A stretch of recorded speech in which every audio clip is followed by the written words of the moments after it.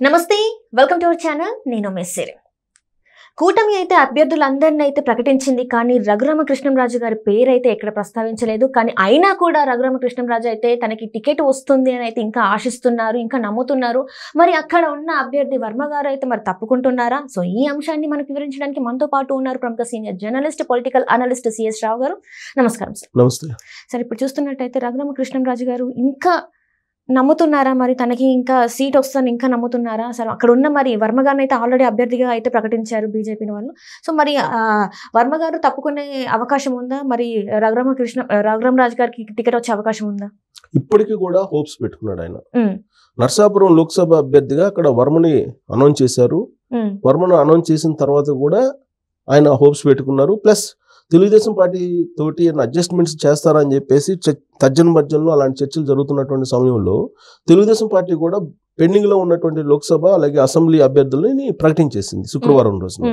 ఇక జనసేన ఒక 2 చోట్ల 3 చోట్ల ప్రకటించాలి అసెంబ్లీ అభ్యర్థులను అది కూడా లోక్సభ ఆల్రెడీ ఫైనల్ చేసుకుంది జనసేన కూడా అయితే మచిలీపట్నం విషయంలో కొంత ఇంకా తర్జన భర్జన పడుతున్నారు అక్కడి నుంచి బాలశౌరి పోటీలో ఉంటారా లేదంటే అతన్ని అసెంబ్లీకి పంపించాలా ఒకవేళ అతన్ని అసెంబ్లీకి పంపిస్తే మచిలీపట్నం లోక్సభ నుంచి ఎవరిని పోటీ చేయించాలనే దాని మీద కొంత జనసేనలో అంతర్గతంగా చర్చ జరుగుతుంది కానీ ఆల్మోస్ట్ కూటమికి సంబంధించి లోక్సభ కానీ అసెంబ్లీకి సంబంధించినటువంటి అభ్యర్థులు కానీ ఫైనలైజేషన్ అయిపోయింది స్టిల్ నర్సాపురం నుంచి తనకి అవకాశం వస్తుందని చెప్పి రఘురామకృష్ణరాజు చాలా హోప్స్ పెట్టుకున్నారు కారణం ఏంటంటే అక్కడ ప్రకటించినటువంటి అభ్యర్థి బీజేపీ అభ్యర్థి ఎవరైతే వర్మ ఉన్నారో అతన్ని స్టేచర్ సరిపోదు అక్కడ అనేటువంటి అభిప్రాయంతో అక్కడ ఉండేటువంటి క్యాడర్ కానీ అక్కడ ఉండేటువంటి లీడర్స్ కానీ కూటమికి సంబంధించినటువంటి వాళ్ళు అభిప్రాయపడుతూ ఉన్నారు ప్లస్ సర్వేలు చేయించుకుంటున్నారు మళ్ళీ ఇప్పుడు ఫైనల్ సర్వేలు చేస్తున్నారు ఇంకా నోటిఫికేషన్ రాలా ఎలక్షన్ షెడ్యూల్ వచ్చింది కానీ నోటిఫికేషన్ ఇంకా రాలా నోటిఫికేషన్ వచ్చే లోపల మరొకసారి చిన్న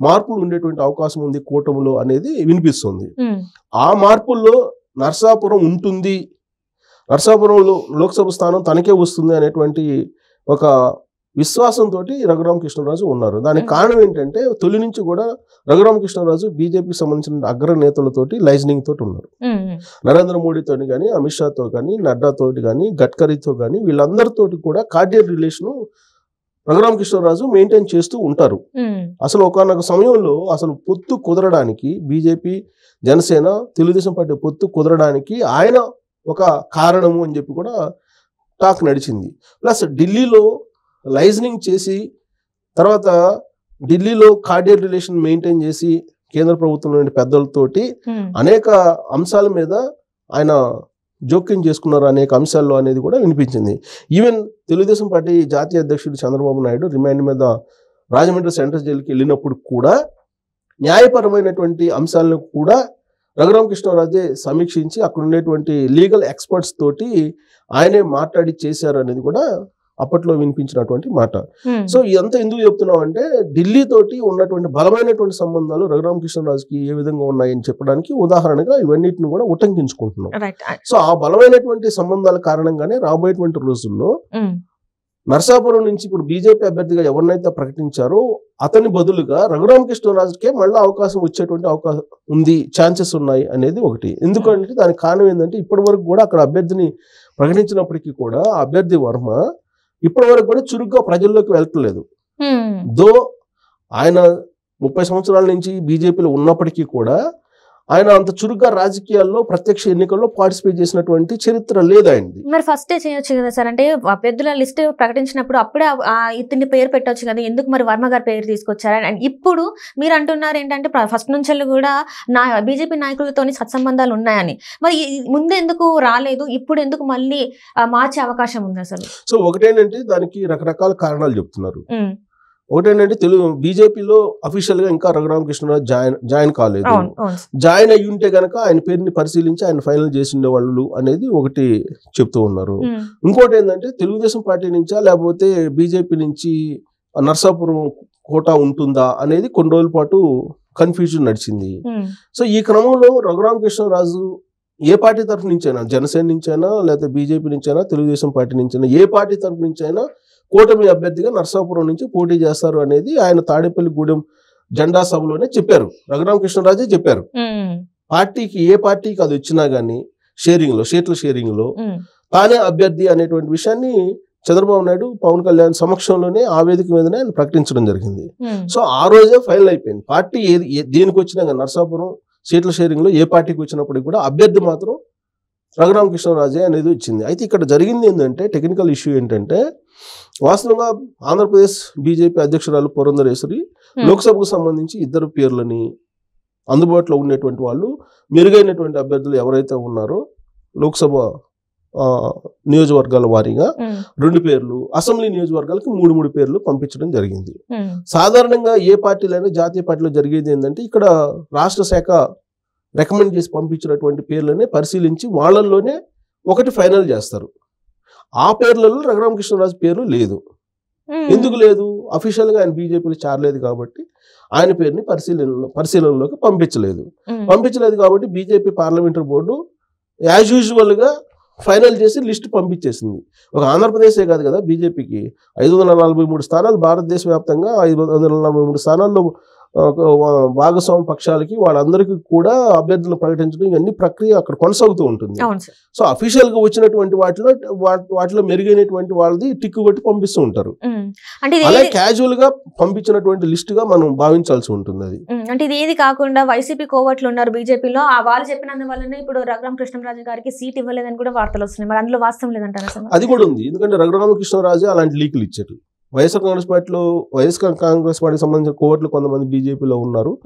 వాళ్ళు తన అభ్యర్థిత్వాన్ని అడ్డుకునేటువంటి ప్రయత్నం చేసి ఉంటారేమో అనేటువంటి అనుమానాన్ని ఆయన వ్యక్తం చేశాడు. అదొక కారణంగా చెప్తున్నారు. కానీ వాళ్ళకి అంత స్టేచర్ లేదు అనేది బీజేపీలో. వాళ్ళ స్టేచర్ ఉంటే వాళ్ళకే ఇప్పుడు అభ్యర్థిత్వం ఎక్కడా లేదు కదా, అసెంబ్లీలో లేదు, లోక్సభలో లేదు. వాళ్ళకే ఎవరైతే కోవట్లుగా ఉన్నారో బీజేపీలో వైఎస్ఆర్ కాంగ్రెస్ పార్టీ కోవట్లుగా ఎవరినైతే భావిస్తూ ఉన్నారో ఆ 3 లేకపోతే ఆ 4 వాళ్ళకి ఇప్పుడు డైరెక్ట్ ఎలక్షన్ లో పార్టిసిపేట్ చేసేటువంటి అవకాశం లేదు కదా. అలాంటప్పుడు వాళ్ళకే వాళ్ళు అభ్యర్థిత్వాన్ని తీసుకునేటువంటి బలం లేనప్పుడు ఇంకొకరికి అభ్యర్థిత్వం రాకుండా అడ్డుకునేటువంటి బలం వాళ్ళకి ఎందుకు ఉంటుంది?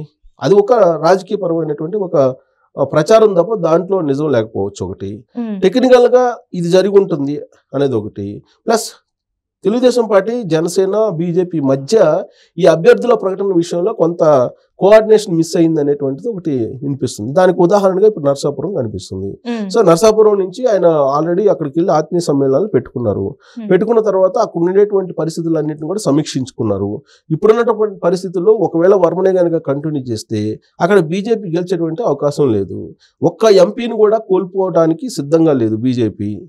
ఎస్పెషల్లీ దక్షిణ భారతదేశంలో ప్రతి అసెంబ్లీని కూడా చాలా ఛాలెంజింగ్గా తీసుకుంటుంది. ఎందుకంటే దక్షిణ భారతదేశంలో ఎలాగైనా బలపడాలి అనేటువంటి ఉద్దేశంతో బీజేపీ ఉంది. కాబట్టి ప్రతి అభ్యర్థిని గెలిపించుకునేదానికి ప్రయత్నం చేస్తూ ఉంటుంది. అలాంటి సందర్భంలో ఓడిపోతారు అని సర్వేల్లో వచ్చినప్పుడు అదే అభ్యర్థిని బీజేపీ ఎందుకు కొనసాగించదు. అందుకే ఇప్పుడు వర్మ కూడా ఒకవేళ పోటీ చేస్తే ఓడిపోయేటట్టు అవకాశం ఉంది కాబట్టి తానే వెనక్కి తగ్గి రఘురామకృష్ణరాజుకి అవకాశం కల్పించేలాగా ఆయనే వ్యవహరించేటువంటి అవకాశం ఉందని కూడా తెలుస్తుంది. ఎందుకంటే రఘురామకృష్ణరాజు అలాగే వర్మ ఇద్దరు కూడా మంచి మిత్రులు. వాళ్ళిద్దరి మధ్య భేదాభిప్రాయాలు లేవు, అభిప్రాయ భేదాలు కూడా లేవు. రాజకీయంగా కానీ లేదా రాజకీయేతరంగా కానీ వాళ్ళకిద్దరికి కార్డియల్ రిలేషన్స్ ఉన్నాయని చెప్పి స్థానికులు చెప్తూ ఉంటారు. సో అలాంటి క్రమంలో ఆర్థికంగా బలంగా లేకపోవటం, ప్రజల్లో కూడా ప్రత్యక్షంగా అంతకుముందు పోటీల్లో లేకపోవటం, ఇవన్నీ కూడా కొన్ని డ్రాబ్యాక్స్ ఉన్నాయి ఆయనకి.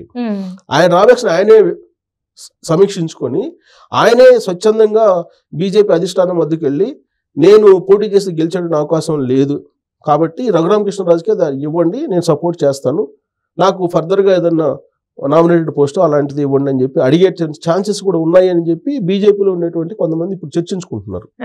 అందుకే ఇప్పుడు రఘురామకృష్ణరాజు ఏమంటున్నారు, అక్కడ ఆత్మీయ సమ్మేళనాలు పెట్టిన తర్వాత రాబోయేటువంటి రోజుల్లో ఖచ్చితంగా 2-3 రోజులు ఒక క్లారిటీ వచ్చేటువంటి అవకాశం ఉంది నర్సాపూర్ లోక్సభ స్థానానికి సంబంధించినటువంటి అభ్యర్థిత్వ విషయంలో. కాబట్టి అప్పటి వరకు సమయం పాటించండి అని చెప్పి అభిమానులకు చెప్తూ ఇన్ కేస్ ఏదన్నా అయితే మనం ఇండిపెండెంట్ గా పోటీ చేయడానికి సిద్ధమే అనేటువంటి యాంగిల్లో ఆయన కొన్ని సంకేతాలు వాళ్ళ అభిమానులకు ఇచ్చారు. ఎందుకంటే వాళ్ళ అభిమానులు మీరు ఖచ్చితంగా పోటీ చేయాలి, పోటీ చేస్తే కొన్ని లక్షల మెజార్టీతో గెలిచే అవకాశం ఉంది, అయినా కానీ బీజేపీ ఇవ్వలేదు, ఇలాంటివన్నీ వినిపిస్తున్నారు. ప్లస్ కూటమిలో కూడా నాట్ ఓన్లీ ఆయన అభిమానులు, కూటమిలో కూడా అలాంటి అభిప్రాయం ఉంది. కాబట్టి చివరి నిమిషంలో ఆయనకి అవకాశం వచ్చే అవకాశం ఉంది. దానికి తగిన విధంగా ఇప్పుడు అభ్యర్థి కూడా అంత ఇంట్రెస్ట్గా లేడు, అధిష్టానానికి కూడా తను బరిలో నుంచి తప్పుకునేలాగా ఆయన ఏదో సంకేతాలు పరోక్షంగా ఇస్తున్నారు అనేది కూడా వినిపిస్తుంది. సో కాబట్టి ఏదైనా జరగచ్చు నర్సాపూర్ విషయంలో. Right sir.